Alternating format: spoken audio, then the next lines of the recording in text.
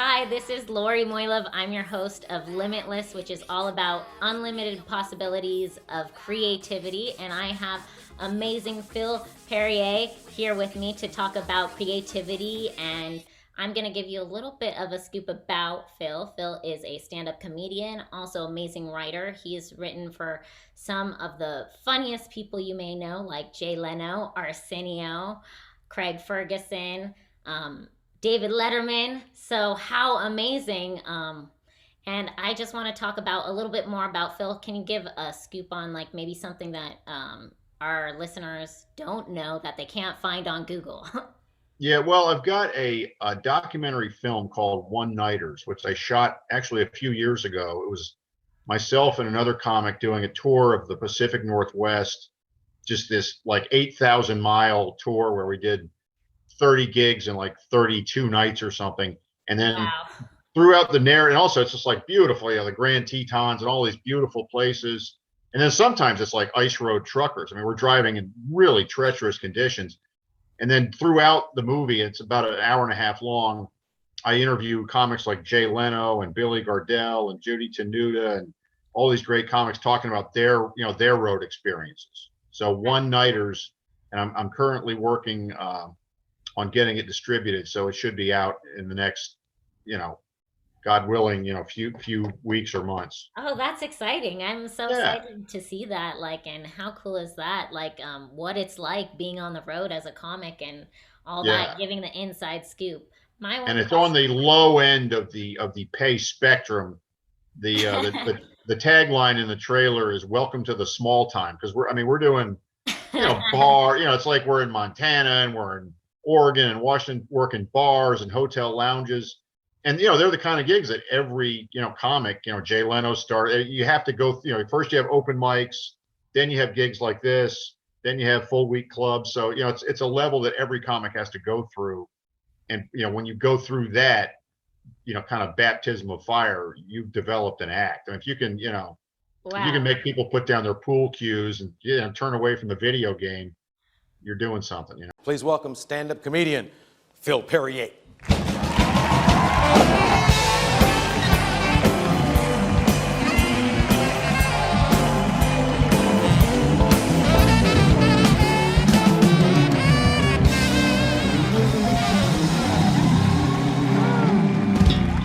All right.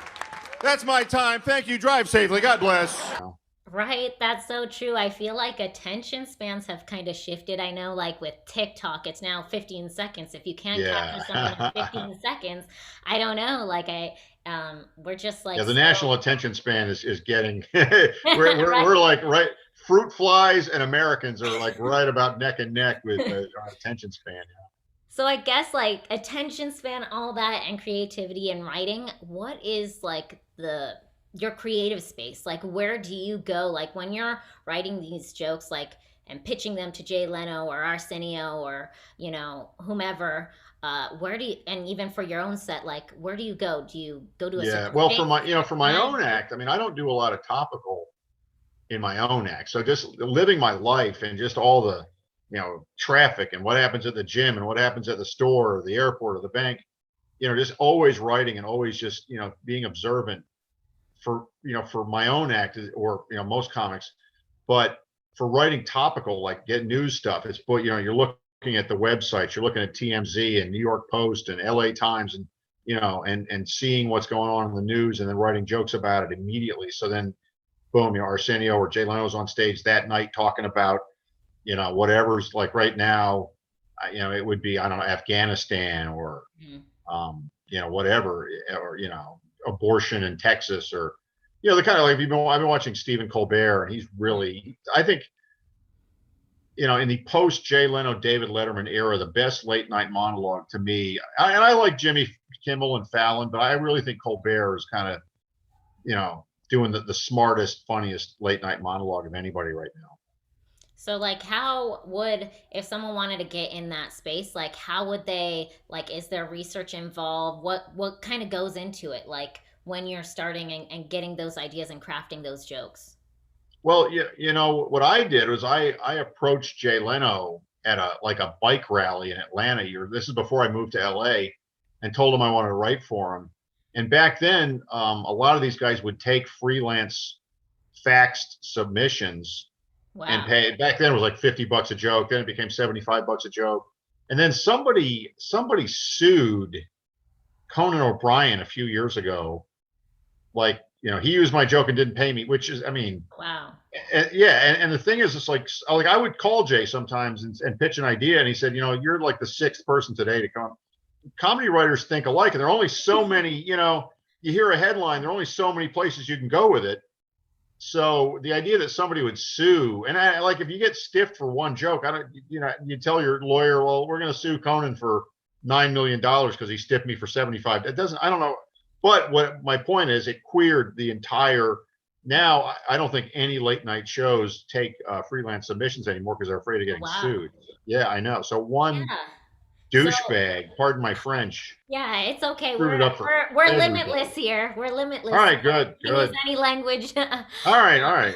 But man, that seems like that put a jam. But so you kind of had a fluke. You faxed in a joke. Is that kind of how you got the? Well, I would say, like when I first started, I'd get the USA Today, which was kind of the paper that had it was the easiest paper to write jokes from. And I would write 15 to 20 jokes a day, send them off to Jay.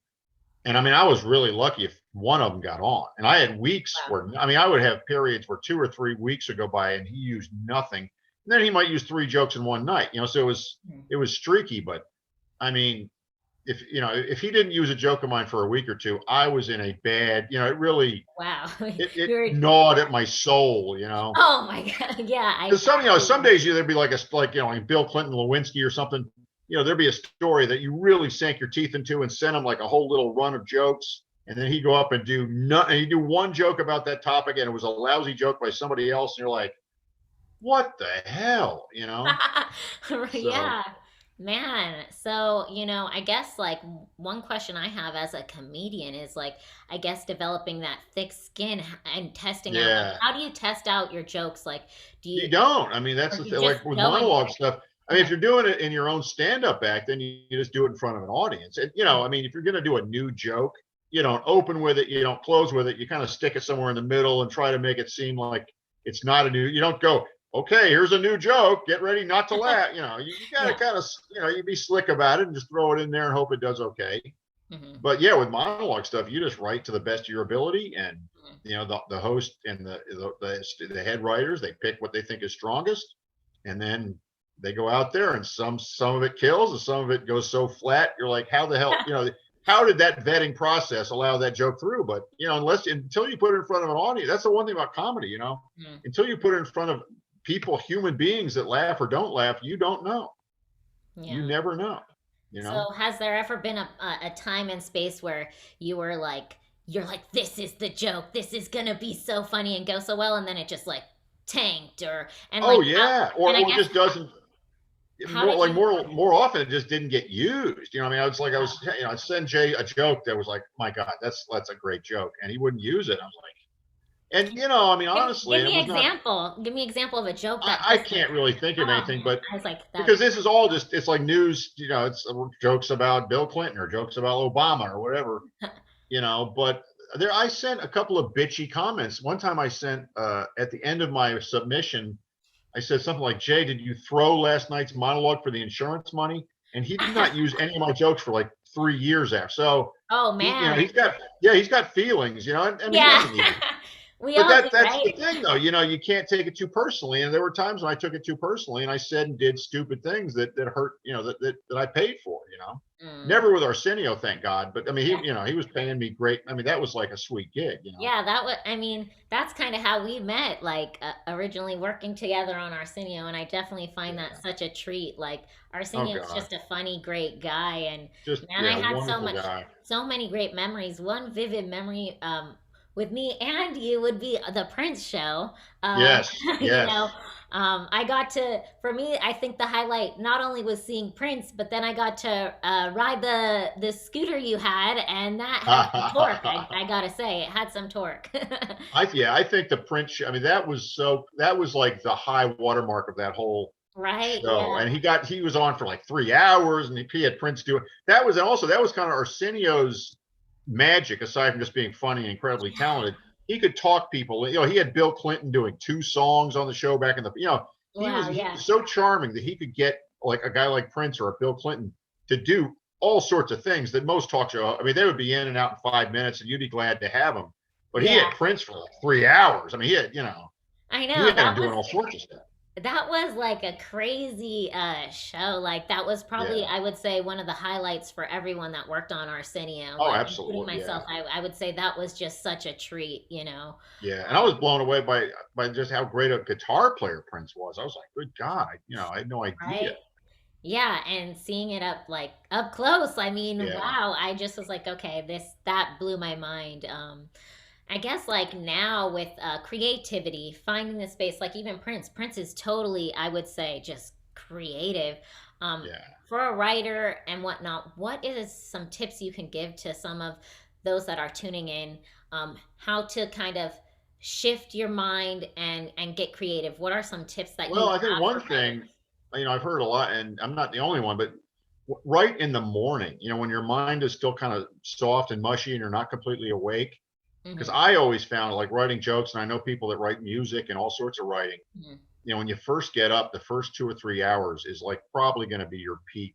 And you know, people are different. Some people write late at night, but yeah, my first few hours, you know, on the, like even when I was writing for Arsenio or writing for Leno, yeah, morning is the best time to do it. So take advantage of your brain's pliable nature in the morning, you know, and figure out what, and you know, whatever works for you, but figure out when you're most creative, when you want to do it, you know, when you really feel like it's the right time to do it. Because if it feels like drudgery, you're doing something wrong, you know. Yeah, I agree with you. I'm definitely in the same scope too. I feel my creativity sparks mainly in the morning. I agree, like that mushy brain, Yep. and you're just not all you're not All the impacted. chatter is, yeah, Yeah, it's not the there yet. chatter isn't like coming at you, you know, and that's why I think also sometimes social media is a little challenging because you have the chatter of all these messages and likes and comments to keep attuned to. So I guess like, is there any advice for any writer like such as yourself on what to do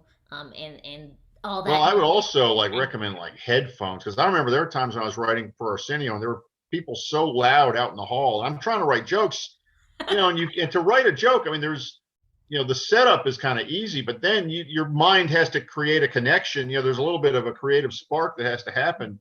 And when you hear somebody, rah, rah, rah, rah, so, you know, headphone, you know, it's just try to find a quiet space inside your head, you know, Mhm. and stay there and get the job done. So and what and kind also of just do it. You know, don't think, oh, I'm not feeling it today. So, you know, sit down at a certain time every day or 5 or 6 days a week and just do it. And if one day it sucks, you know, you're still better off than not doing it, you know. Yeah, I feel like that's the interesting thing with creativity is it's like it's messy. It's not Yeah. clear cut. Like you could have an idea in like this space and then it just totally doesn't even go to that Yeah, yeah. space. Or Like in maybe like a some, lot of the time, like you might be writing a song or something, and the original idea is not even included in the final product, but it yeah, got you going. You know, it got the process started yeah. Has that happened to you like on a all joke? the Like maybe time. you started a joke and then it ended up totally. Yeah, all the time. Yeah, I mean, and I wrote, you know, newspaper columns and stuff, and I'd be, oh, I gotta say this, and then in the finished product, the thing I had to say is not even there anymore. That's why they say like writing is killing your children, you know, because you come up with these great ideas, then you look at the final product, and you're like, you know, I gotta get rid of that because that just doesn't flow, it doesn't make sense there, you know. Yeah, that's a real interesting analogy about killing your children, but But you know, it's it's because it's heartbreaking. Sometimes like, God, I wrote this whole thing to get this one line in there, and now the one line doesn't fit anymore. But hey, you know, yeah, and then you have to just ink it out and yeah. wow. I mean, I think like that's the thing is it kind of is an emotional experience, up and down experience when Yeah, you're it is. creating because like okay, you at the end have to maybe the thing that you were so attached to, then you have to kill that. And I'm Yeah. wondering like when you're in that space, what like how do you process that? How do you just say, okay, I have to do what's best for the joke or Yeah. what's Well, best or for the just, yeah, scene? whatever, like if you're writing a song or whatever you're writing, yeah, if you know, it's all about making that as good as it can be and as clear and as concise and say what you want it to say. and you cut away all the fat. And sometimes the fat is the first thing you wanted to say, or the thing you wanted to say the most, but you know, you got to let it go and just realize that's just the creative process, you know. In the current climate with comedy, laughter, and I would say maybe like just like you said, even now someone can't submit like a monologue or something to Jay Leno with lawsuits or whatnot, and all that. How can a comedy writer, maybe who's just starting out, like I mean, think about I it, don't if know. I mean, that. because like, What would be the best way, like even to get on your radar? Maybe there's a writer that wants to, workshop their ideas. probably like You probably think, get a relationship with a comic, you know, and who's somebody you like their work, and you want to write for them, you know, and get in touch with them and say, you know, I want to write for you, and just take it from there. And then when I first hooked up with Arsenio, he wasn't even on TV. yeah. Jay Leno, because you know I'd been badgering because I've been writing for Leno for a long time as a freelancer, and I would go to tapings and go, Jake, you know, give me a job for the love of God. And he's like, well, yeah, I mean, he was always like, yeah, there's no turnover, which, yeah, I mean, there was a little bit of turnover, but so finally one day he called me up and he said, and any day, you know, Jay calls you on, I mean, it didn't happen that often. When it did, it was like, You're I like, take yes, that call. hello. Okay, Jay, I'm sorry, my mom's in the other line. I got it. But, you know, so he called and said, would you write jokes for Arsenio Hall? And I was like, yeah, I love Arsenio Hall. So I met with Arsenio at the PF Chang's in Northridge, and we had a lovely, I mean, like a 3-hour lunch, and I just asked him a million questions, and we really hit it off. And then I wrote a bunch of jokes for his appearance on the Tonight Show with Jay Leno, Mhm. and then we just stayed in touch. And then like 2 years later, you know, Yeah. he won the Celebrity Apprentice with, oh, here I got a visual, Oh my aid. gosh, let's see the visual He aid. won the Celebrity Apprentice, hosted by a Oh my certain gosh, orange man, it looks like a troll. visual aid, and well, and then Les Moonves, who was the head of Oh CBS, yeah. said, "All right, we're gonna give you a shot." And so he got that show that we had the privilege of working on. Wow. And I emailed him as soon as I heard about. I was here in Atlanta visiting my mom because I lived in LA, and I sent him an email. I want to be on your writing staff. You know, I want to be very specific. Not I Yeah. want to be part of the team. I want to Yeah. help you. I want to be on your writing staff. And then I was on his writing staff. You know, he was like, I was one of the first people because I've been writing jokes for him for the past couple of years, and you know, for all of his gigs and whatever TV appearances. And he had other, you know, really good writers, but yeah, I mean, I was at the right place at the right time. So if you establish, you know, a So it's relationship and PF Chang's. You got to take your friend comedian to PF Chang's. That's the answer, right? well, and you know, I don't know but he told a What did story. he get? Orange chicken? I forget, but it was good. The food was really good, and he had a Mai Tai, and I was not drinking because I had to drive back to Van Nuys, Mm. but I think he lived near. But yeah, he said that years ago he was eating at a PF Chang, and there was like a nail or a screw in his Oh food. no! Yeah, and he broke a tooth, and Oh, and he talked to the manager, and he we got have a free PF Chang's for lifetime. life. He got a lifetime free. So I didn't Okay, realize that at the I need to time, but ask Arsenio to take me to PF Chang's. yeah, well, that was, you know, so we had this fantastic meal, which apparently was free, you know. That's crazy. Oh my I gosh. know, I feel bad that he got, a foreign object. I mean, I anyone, I know, I wouldn't be know. too And thrilled he wouldn't make that up. He's a man of tremendous integrity. So if he said he bit into a nut or a with bolt, by God, he bit into a nut or a bolt, you know. that. Oh my gosh. That's just, Yeah, you say no MSG, but if you don't say hold the screws, you know. oh, the screws. Yeah, that seems screwy to me. Wow.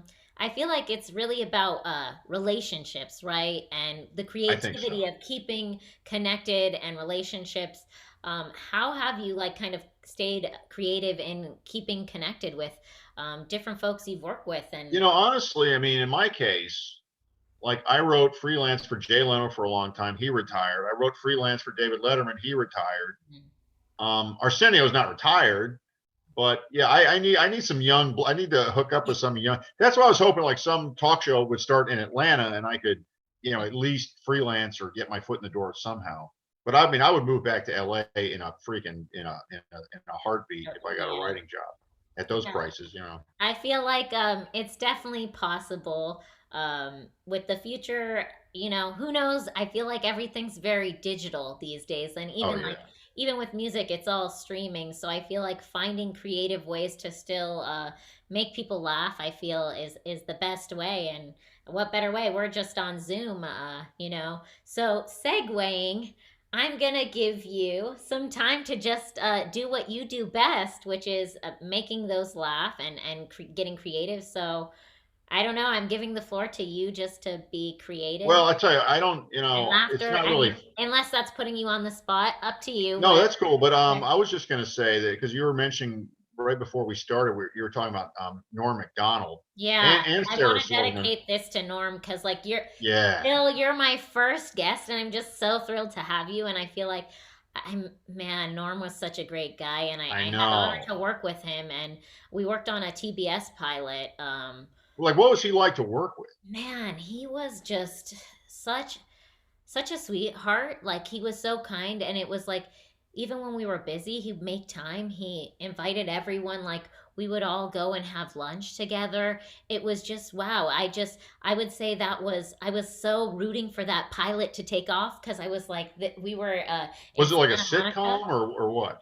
It was the show was called Norm Macdonald is Trending, and he would cover sports in a comic way, and it was an amazing Kind of pilot. like The Soup, kind of.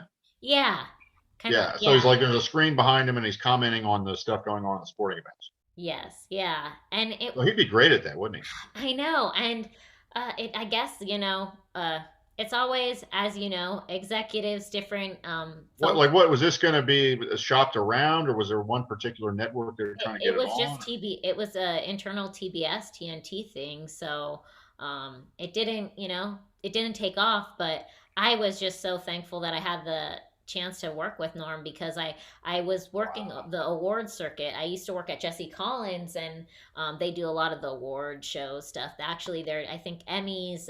Jesse's working on the Emmys, I think, this weekend. But yeah, it's I was in that circuit of working on award shows, and this was like something new and different, and Norm and the show gave me a chance, and I was like, wow, and I think that's the thing with creativity is you kind of have to allow yourself to be given the chance in any scope. I mean, for me, that was in production finance, and I had to get creative too. So I feel like creativity and being limitless, there's endless possibilities, right? But Did yeah, you see his last comedy special? no, I gotta see it. Yeah, it was I don't great. He want was to get talking. It was sad about. though. I saw it on, I think, Netflix. It was about 6 months ago. It came out, and one of the funniest things that he was talking about was, okay, you ever heard of autoerotic asphyxiation, where people hang? I think, okay, Anthony Bourdain did it. Michael Hutchins of NXS. You hang yourself if you're a man. I guess women don't do it, or but I don't know you hang, anything about this, so all right, well, great. This is per. this is So you hang education. yourself. I mean, you're trying to kill yourself Oh because gosh. you're having some problems, and while you do it, you masturbate. And this is according to Norm. If you masturbate while you're dying of asphyxiation, your orgasm is 3 times more intense. Wow. So, but and then I Norm don't was know talking if about. our viewers and listeners should do this Well, I or mean, yeah, and not. it's It's like up to you really want an intense orgasm that much, but what Norm was talking them. about after explaining that was that it's bad because then at the funeral, everybody, people are making gestures. Everybody's, that's the last thing everybody thinks about you is you're found with your pants around your ankles and your goodies in your hand, and it's just not a good thing to do to your family or your Yeah. friends. So. True. Yeah. Yeah, No. I'd like to say cautionary tale. Kids, don't do that. Yeah. Please. No, this is The like, come masturbating on. part's okay, but keep the rope around your neck. No, no, Yeah, don't do no, that. don't do no ropes, no No ropes. ropes. No. Yeah. Wow. I didn't even see that special, so wow, I'm gonna have to watch Norm's. Well, I just kind of, I kind of tipped the ending of that for you, but he's so brilliant. He was, Yeah. He I, and also you're talking about Sarah Silverman. I mean, and also one of the things about Norm was, in this modern era of cancel culture and yeah. people are just incredibly persnickety. he was one of the brave people. I think Dave Chappelle is the same way, and I think Sarah Silverman. They're just Sure. they're going to say what they're going to say, and you can kiss their ass. They're not going to. You're not going to cancel them. Nobody You're not cares. going to. They don't care. That's what comedy is all about. That we're making fun of stuff. We don't hate those things. We're not trying to destroy anything. And if you can't satirize things, then that's not freedom of speech. I mean, that's a huge thing to take away.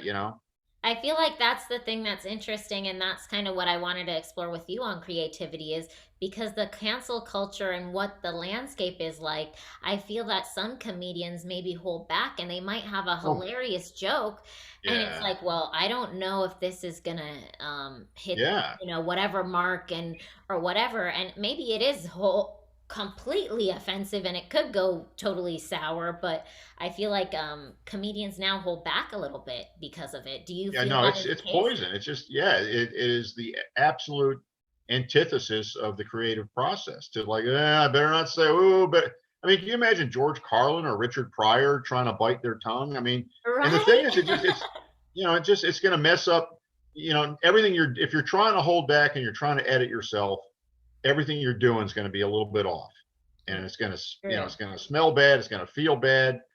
You got into comedy to speak from the mountaintop and just express what's in your heart, and to not be able to do that because people are going to tweet that you're a racist or you're a sexist or you're a homophobe.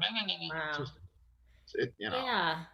I find it interesting because it's we're in a weird landscape. It's like, okay, you can speak, but wait, you can't speak. Like, I don't know. I feel like it's a conflict, and everyone's having this conflict because it's like I could say something and then it's like someone will be offended by it, and I just feel like and I don't even think they're really offended by it. I mean, I think it's fake outrage. Bill Maher has called it fake outrage, where somebody hears, ooh, that could be racist or that could be gay bashing or whatever. It's not a black person or even a gay person. It's just another white person who's going to skewer you because you said something that they think might, it's like a gotcha game. And I just, yeah, I don't like it. I don't like it. I'm in the same boat. I feel like, that's the thing is being able to have discussions and conversations, and maybe something is offensive, but someone can explore that and learn, Now, have you ever seen Zach Galifianakis' show Between Two Ferns? I know. I feel like I'm near. I see you've got what is that? A uniform. I'm in a uniform. That's one fern. Limitless. We're uniform. You're like in front of one fern. In front of one fern. Limitless, right? Limitless, absolutely. Yeah. You know what? You just need one fern. I think that's all you need. That's a good start. That's a starter. That's a starter fern. Yeah, it's a starter fern. Wait till we get the whole farm of ferns, right? This is just planting the seed, right? Phil, you're just the one planting the seed for Limitless. Okay. Now, I know you're in LA, but you said you might be able to harvest some. I'll tell you what. You know who lives in Phoenix? Alice Cooper. You know who that is? The rocker. No. Oh, you've never heard of Alice? Actually, I do know someone who lives. Charles Barkley lives in that area. The basketball player. Yes, I think Wayne Gretzky and his daughter. There's a lot of people in the Phoenix. Next time you're back in the Phoenix area, I think you could harvest some amazing guests, just from that area. Yeah, and I mean, you could do a Zoom. Thinking about it, I do know someone. Stevie Nicks' brother lives in Arizona too. Yeah, I actually, it's ironic. I've been to his house because a friend of mine, when in between gigs, I would do touring photography, and we ended up at his house because What does he do? Robert, huh? What does Stevie Nicks' brother do? He just chills with all these rockers. That's really what he does. Does he sponge off his sister? He does yacht races and whatnot too.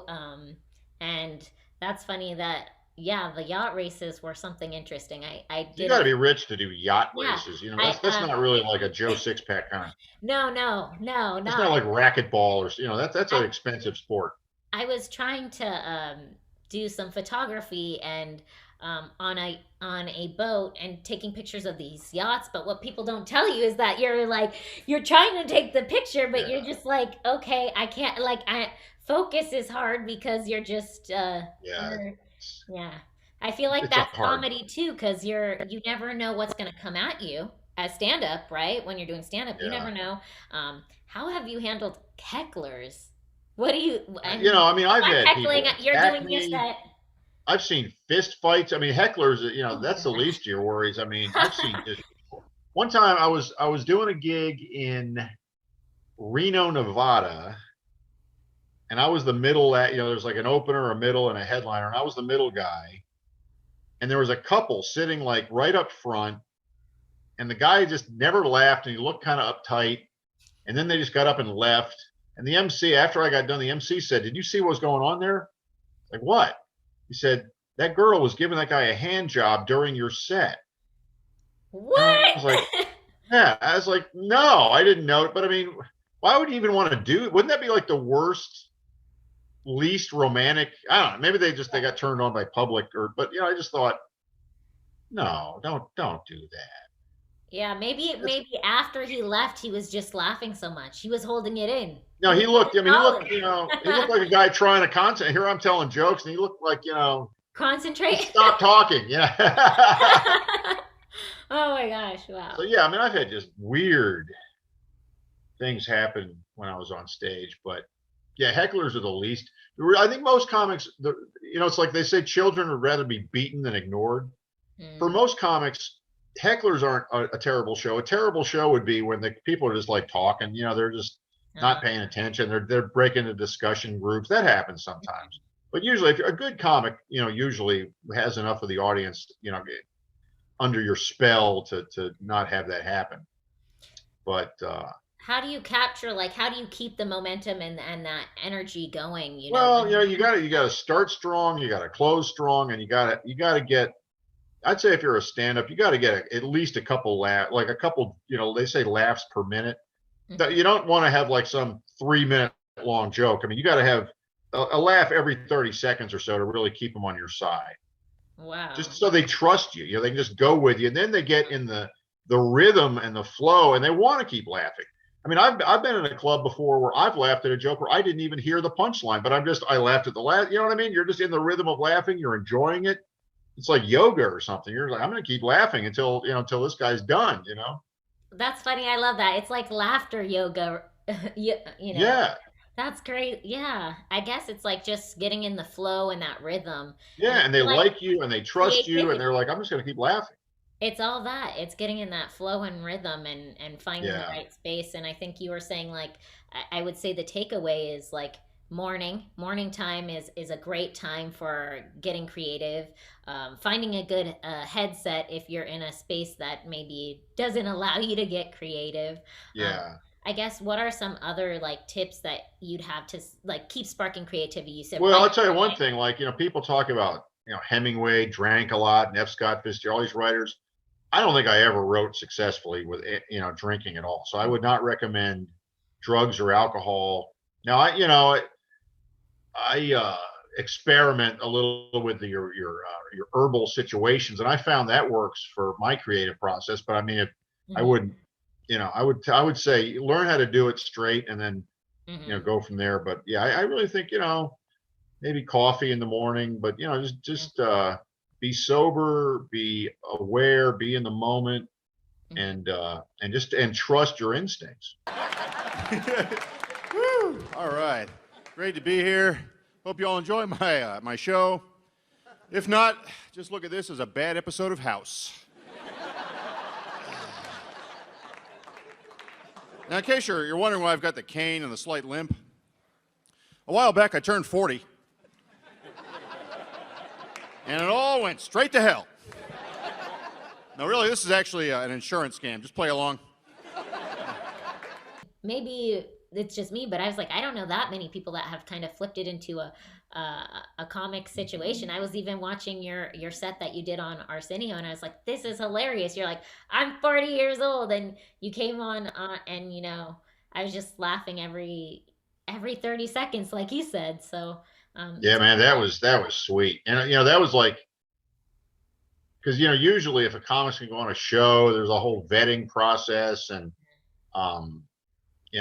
auditions. And I was just sitting there one day at the rehearsal in my scooter, and Arsenio walked over and he said, "Come up with like 3 minutes of really tight shit. I'm going to put you on the show." I was like, "Yes, sir." And that was it. I mean, there were no meetings. I emailed him a few days before that. I said, like, are you want sure? me to? Yeah, no, yeah. Do you want me to show you my set? And he didn't even email me back, which just told me just do it. Do my stuff and make sure it's funny. Because at that point I've been doing comedy for a long time, and he gave me, I think it was like 4 minutes. And I thought, if I can't do 4 good minutes, if I can't shrink my condense get 4 good minutes, then to hell with me. So and then I rehearsed that same set. I was like, while I was driving to work or driving home, I would do that same with the clock on my car dash, so I knew I had it down just verbatim. And so I knew, I was, So that it was process, tight. like, how many days, like, okay, so this 4-minute set, and how many days, like, how, like. Oh, I had months. I had 2 or 3 months to rehearse it. Wow. So yeah, it was seamless. Like, I think that's the thing is, like,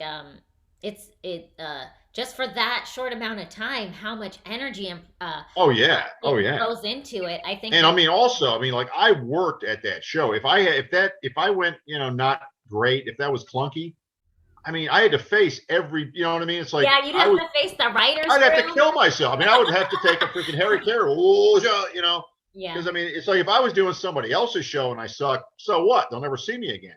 But if I'm, I'm doing my show where I work here every freaking day, I cannot disgrace and Arsenio stuck his neck out for me. I had to bring it. There was absolutely no. You had a lot on the line, right? Everything on, but that was cool. That was fun though. Yeah. Because that made me think back when I first started doing open mics. I was scared. I was way more scared the first time I went on to do an open mic than I was to go on in front of millions of people on the Arsenio show, because I've been doing it for decades. Yeah. So it was fun to feel that fear, because that's what it's all about. That adrenaline rush of walking out on a stage. It's like, you're on the trapeze with no net. You're just, you're only as good as your last joke. And I think comics are all addicted to that adrenaline rush, Yeah, no. And my mom, she said to me, and God, she passed away 3 years ago, but she said, "Phil, why don't you just go out there and wing it?" I was like, no. I was like, Mom, I love you. I know you mean well, I think, but no way. I am going to rehearse.